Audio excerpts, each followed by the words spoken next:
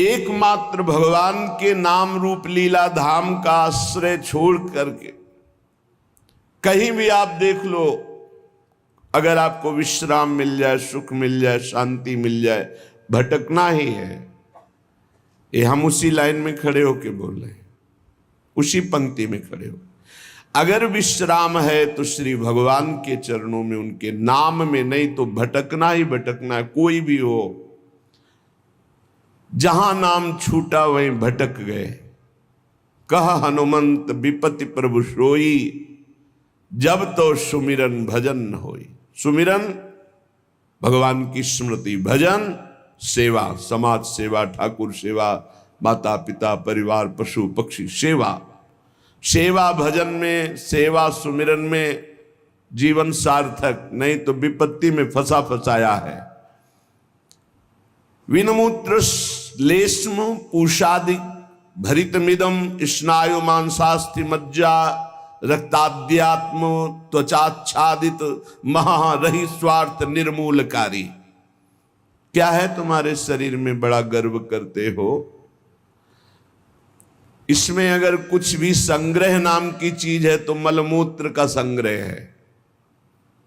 श्लेष्मा घृणित पदार्थ, स्नायु नस नाड़ियों का जाल बिछा हुआ है, मांस से थोपा हुआ है, हड्डियों के ढांचे में। त्वचा ऊपर से इतनी सुंदर लगा दी कि आकर्षण पैदा हो रहा है क्या ये? बोले स्वार्थ निर्मूलकारी। जो इस शरीर में फंस गया, अपने या पराए, मारा गया, पूरा का पूरा जीवन नष्ट हो गया। ये ऐसे भोग गुलामी देते हैं जो बड़े बड़े बहादुर भी परास्त नहीं कर पाते। भोगों की गुलामी चूंकि दूसरे के द्वारा परास्त होके नहीं होती, अपनी स्वीकृति से होती, इसलिए इससे कोई मुक्त नहीं कर सकता जब तक आप अस्वीकृति नहीं करेंगे। और किसी की गुलामी से मुक्त होने के लिए बाहरी सहयोग काम कर जाएगा। बंदूक, राइफल और दुनिया के सब बल काम कर सकते हैं, लेकिन जो आपने अपनी परतंत्रता स्वीकार कर ली भोगों से, इसे विश्व का कोई भी आपको स्वतंत्र नहीं कर सकता। आपकी स्वीकृति हुई तो आपको ही अस्वीकृति करनी पड़ेगी। संत सदगुरुदेव शास्त्र आपको उपदेश देंगे, आपको साहस देंगे, लेकिन अस्वीकृति आपको करनी है। इसलिए अपने आप द्वारा अपना उद्धार कीजिए। कोई किसी का उद्धार नहीं कर सकता। उद्धार का मार्ग प्रशस्त करता है स्वीकृति और अस्वीकृति, ये आपके ऊपर है। क्या है आपके शरीर में? जब तक शरीर में राग है तब तक भजन में तन्मयता नहीं। जब तक भजन में तन्मयता नहीं तो हृदय के नेत्र नहीं खुलेंगे, तब तक आपको भगवत साक्षात्कार नहीं होगा। मूल बाधक शरीर भाव है। तो कह रहे हैं इसमें है क्या? चमड़ी ना हो तो देखना अच्छा नहीं लगेगा, बस चमड़ी का सारा खेल है। ये चमड़ी जितनी चिकनी दिखाई दे रही उतने फंस रहा है जीव। नहीं है क्या? विणमूत्र श्लेष्म पूषादिक भरितमिदम, इसमें क्या भरा हुआ है? मलमूत्र के थैले, गंदी नस नाड़ियों में सब वही घृणास्पद वस्तुएं। स्नायु मांसास्थि मज्जा रक्ताद्यात्म त्वचाच्छादित मह, चमड़े से ढका हुआ है, अंदर मांस है, रक्त है, मज्जा है, अस्थि है। स्वार्थ निर्मूलकारी, जो इस शरीर से प्यार करता है, ममता करता है, उसका परम स्वार्थ नष्ट हो जाता है। परम स्वार्थ शरीर संसार से वैराग्य होकर भगवान में अनुराग होना, प्रीति होना। एक ब्रह्माद्य तार्यम युवती मतम स्वीय सम्मोह जालम त्यक्त्वा दूरेण वृंदावन मति परम स्वार्थ मध्याश्रयंतु।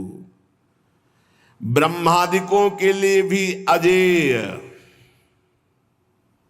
ये काम भाव इसी शरीर भाव से प्रकट होता है। मैं स्त्री हूं, मैं पुरुष हूं। ये सम्मोह जाल में फंसाकर पूरा जीवन नष्ट कर देता है।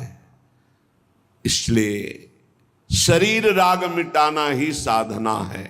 तुम शरीर नहीं हो।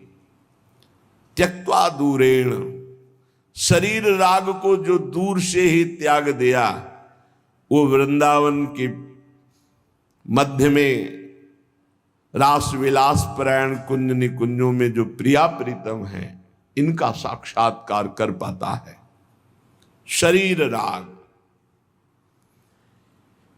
इसीलिए हमें सबसे पहले आज्ञा पालन करने का स्वभाव बनाना चाहिए। जो आज्ञा हुई वैसा। बहुत बुरा फसाव है, अहम आज्ञा पालन करने नहीं देता, और अगर आज्ञा पालन हो तो अहम नहीं रह सकता। पर अहम आज्ञा पालन नहीं करने, अपने को बुद्धिमान, अपने को निर्णायक समझकर वो फंसता चला जाता है। यहां तक अहम इतना बढ़ जाता है कि गुरुजनों के वचनों में भी दोष और गुरुजनों से भी द्वेष वृत्ति प्रकट हो जाती है, जो महान हानिकारक, स्वार्थ परमार्थ दोनों को विध्वंस करने वाली है।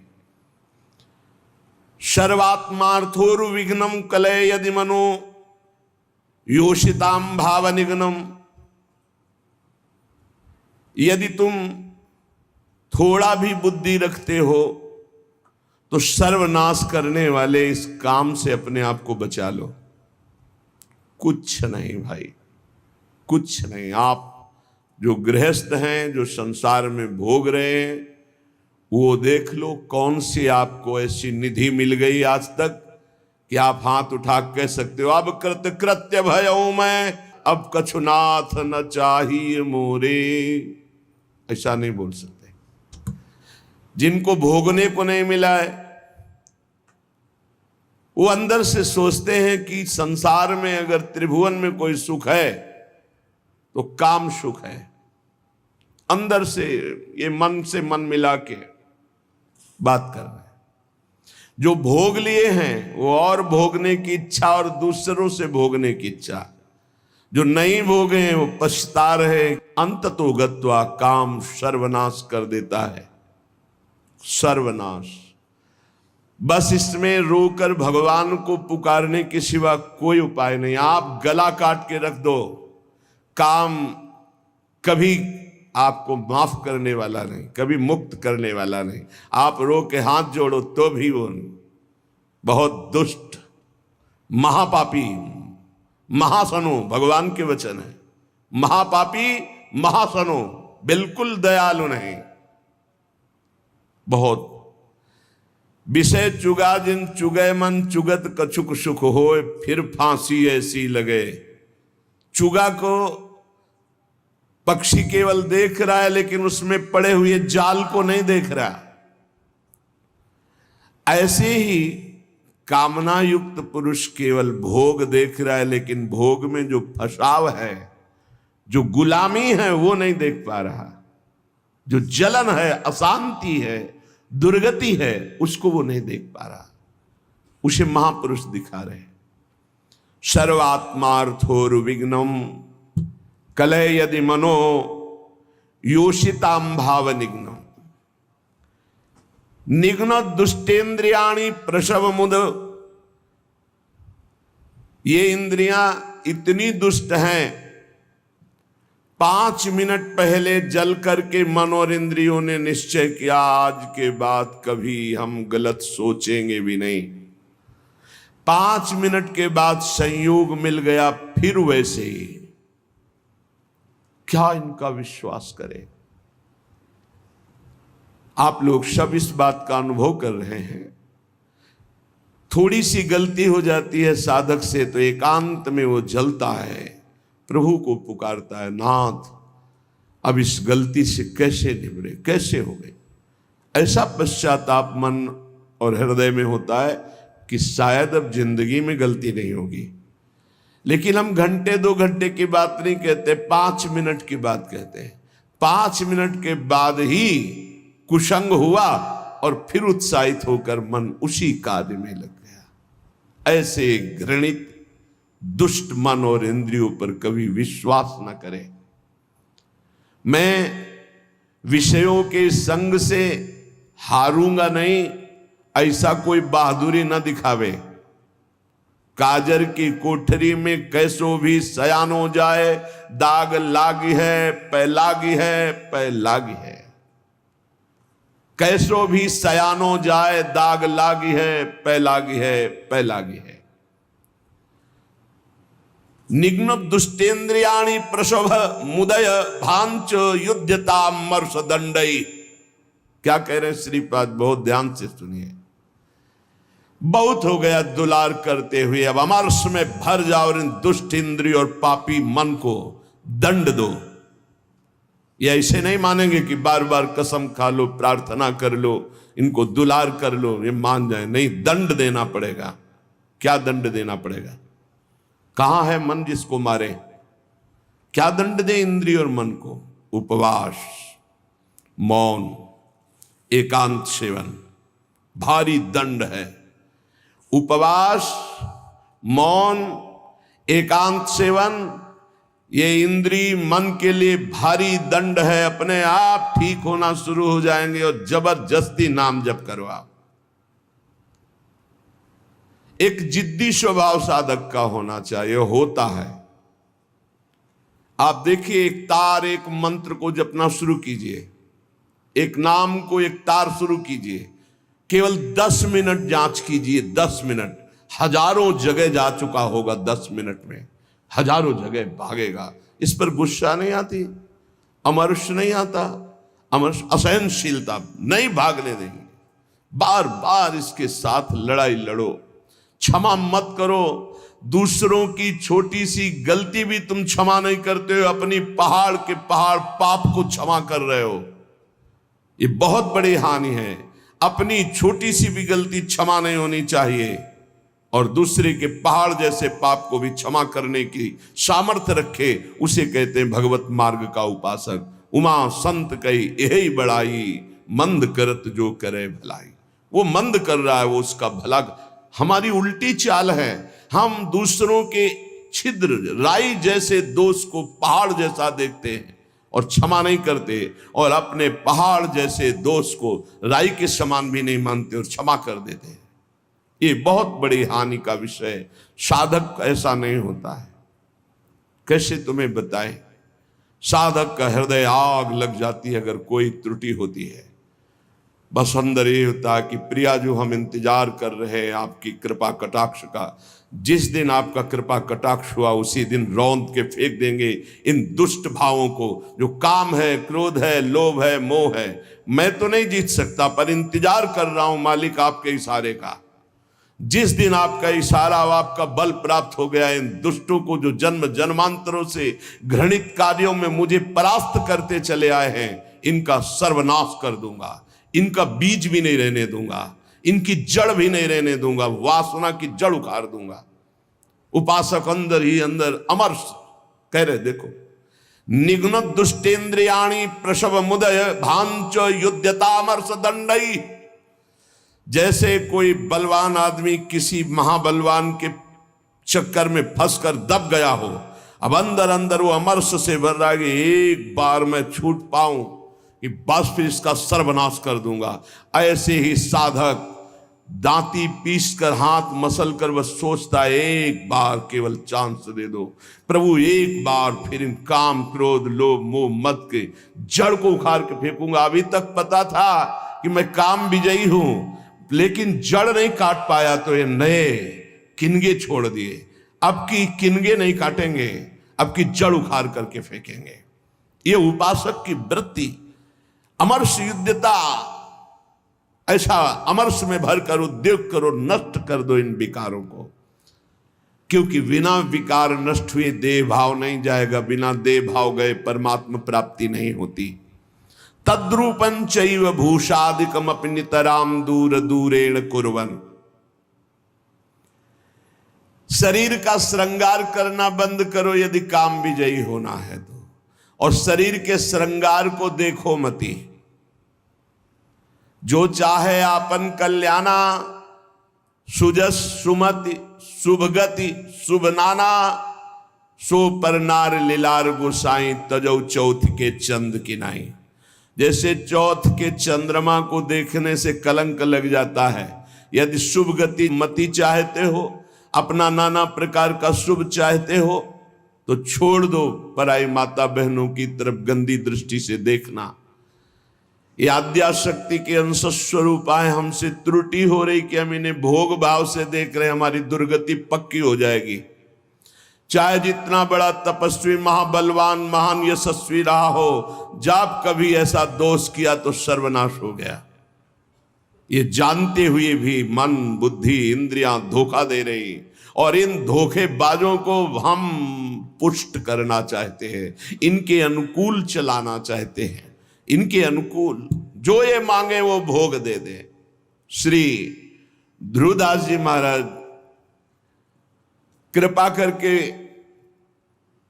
मन को समझा रहे हैं। मन बहुत उड़ान भर ली भोगों में, अब नहीं, अब तुझे उड़ने नहीं देंगे। मन के पंख क्या है जहां उड़ के जाता है? पकड़ा है कभी ये किस पंखों से उड़ता है? कामना और तृष्णा, यही इसके पंख हैं। इसके पंख काट दो।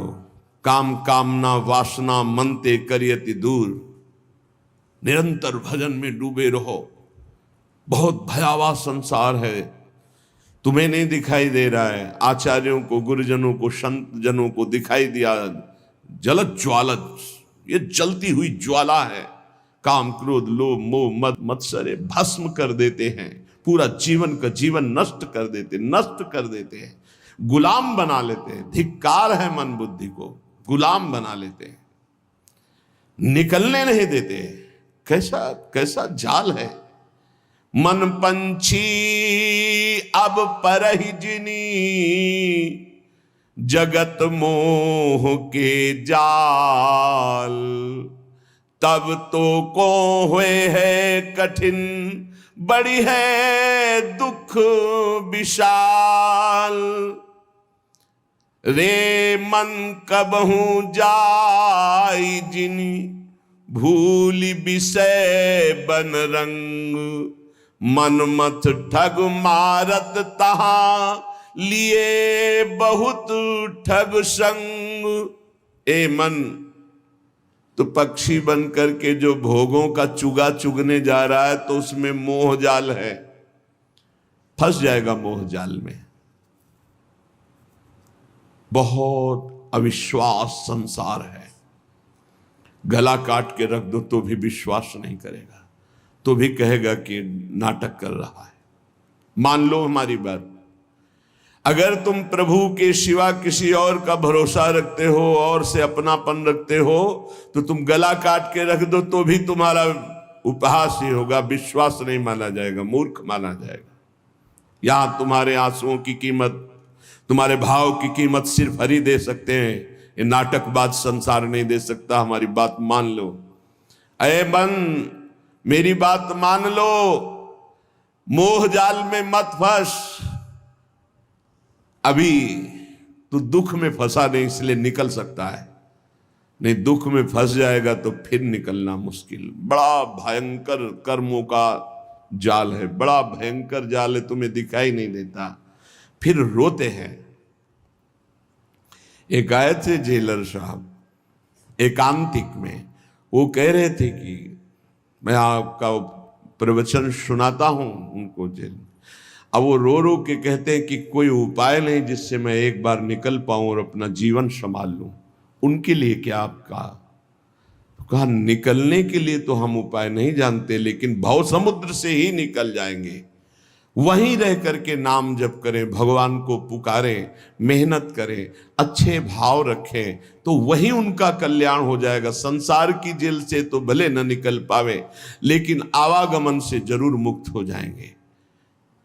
वो कह रहे चिल्ला चिल्ला के वो रोते, मेरे हृदय को विदीर्णता, ऐसा दुख लगता है पर कुछ उपाय नहीं कर सकता। वो कहते एक बार केवल मुझे अगर निकलने को मिल जाए तो मैं अपने जीवन को संवार लूं, लेकिन नहीं, आजीवन कारावास, निकल ही नहीं सकते। और किनका संग? जो सब वैसे ही आचरण करके गए, भारी कुसंग में, जिसे बरुभल बास नरक करता था, दुष्ट संग जन दे विधाता। कर्मों का बहुत प्रबल स्वरूप है। इसलिए मन पंछी अब परहि जिनि, जगत मोह के जाल।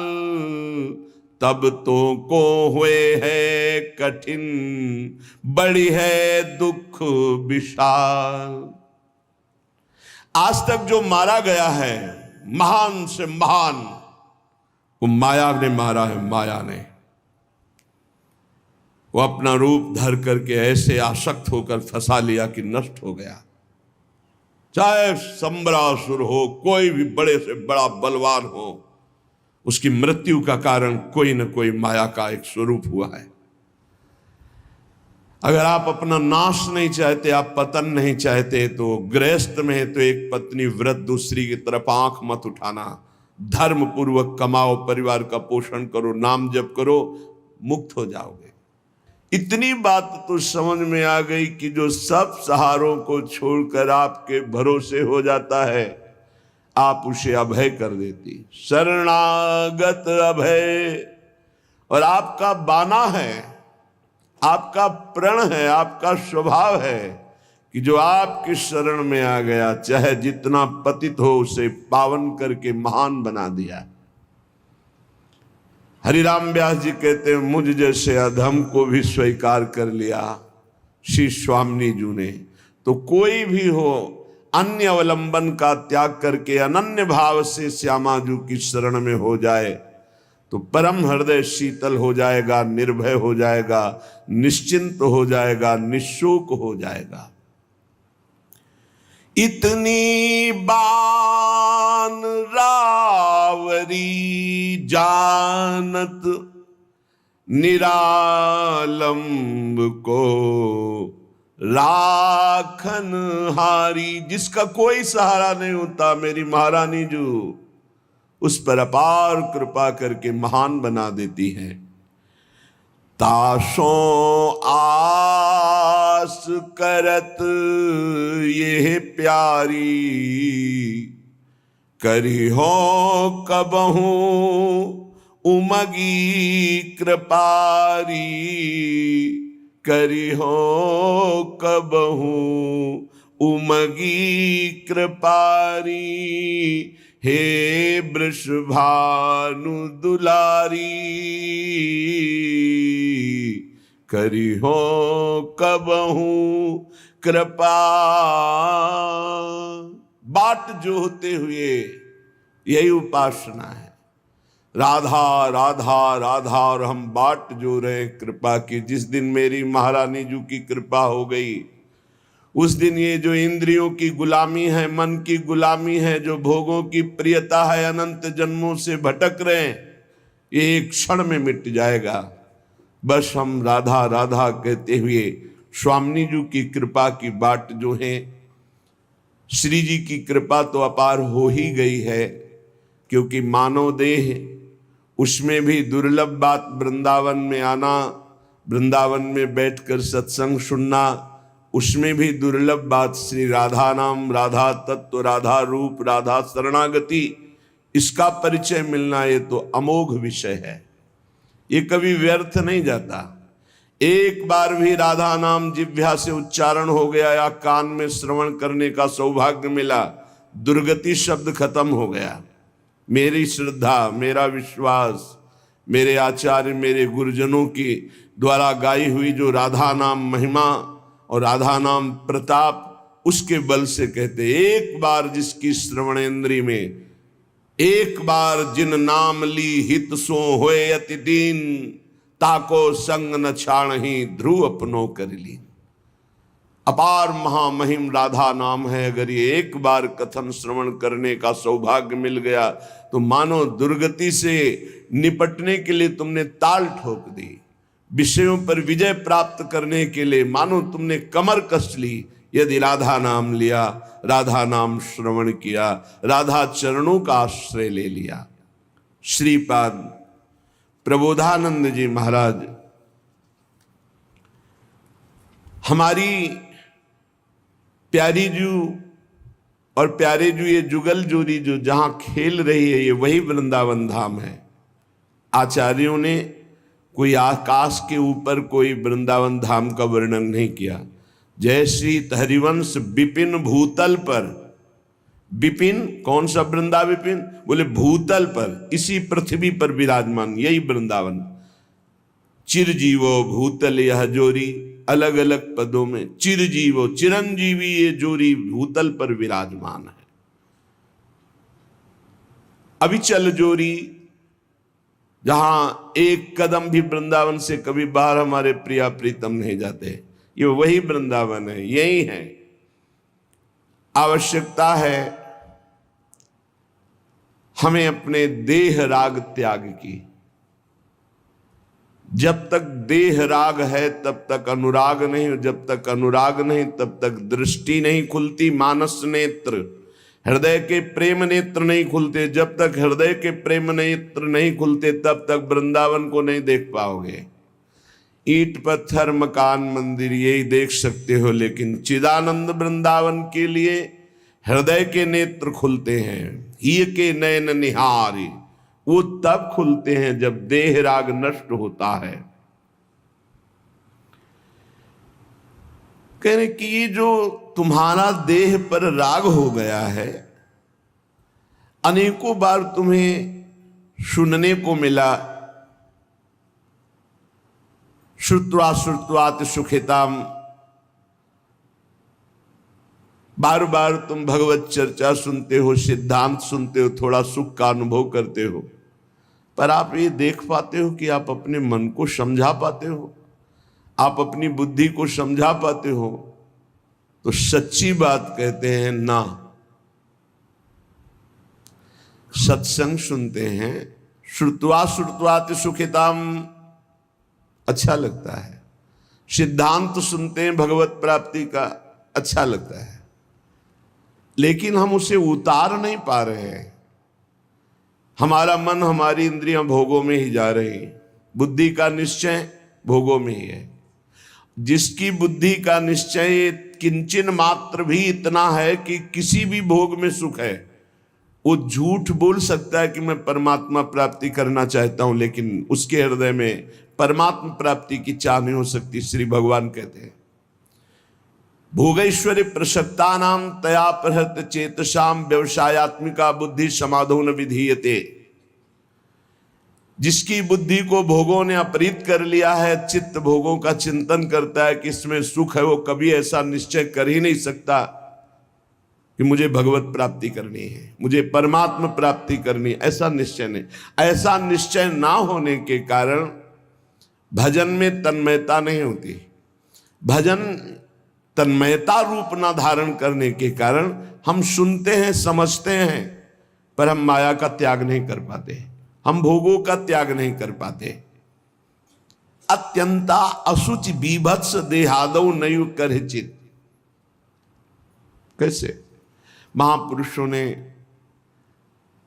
एक एक बात खोल के कह दी। अत्यंता असुचि, अत्यंत पवित्र जगह, बीभत्स घृणास्पद, देहादौ, इसी देह में, बस उसी को तो सुख मान रहे हैं। रुपया इसलिए प्यारा लगता है क्योंकि भोग सामग्री मिलती है। भोग सामग्री से शरीर बलवान होता है और मुझे भोगने को मिलता है। बस इतना ही चक्र है, आप देख लो। बहुत प्रपंच वर्णन करने की जरूरत नहीं है, कुछ शब्दों में समझ लो अंदर का लक्ष्य क्या है मन बुद्धि का। हम खूब धन कमाएं, किस लिए? क्योंकि उससे धन से भोग सामग्री मिलती है। भोग सामग्री से शरीर पुष्ट होता है, शरीर पुष्ट होगा तो खूब भोग भोग पाएंगे। बस इतना ही है।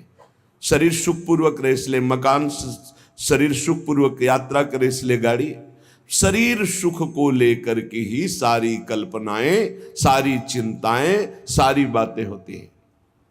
देख लीजिए आप, शरीर सुख के लिए, शरीर नाशवान, प्रतिपल नष्ट हो रहा है, इसमें भोग के स्थान बोले अत्यंत असुचि, बड़े ही अपवित्र है जहां तुम्हारी भोग दृष्टि है। बीभत्स, बड़े घृणास्पद, दुर्गंध युक्त। देहादौ नैव करचित, अनर्थ का मूल देह, इसमें तुम अपनी ममता इतनी कर लिए कि मैं ही शरीर हूं। थोड़ा विचार करो, कौन सा भोग है जो बहुत आनंददायक है, विश्रामदायक है, शांतिदायक है?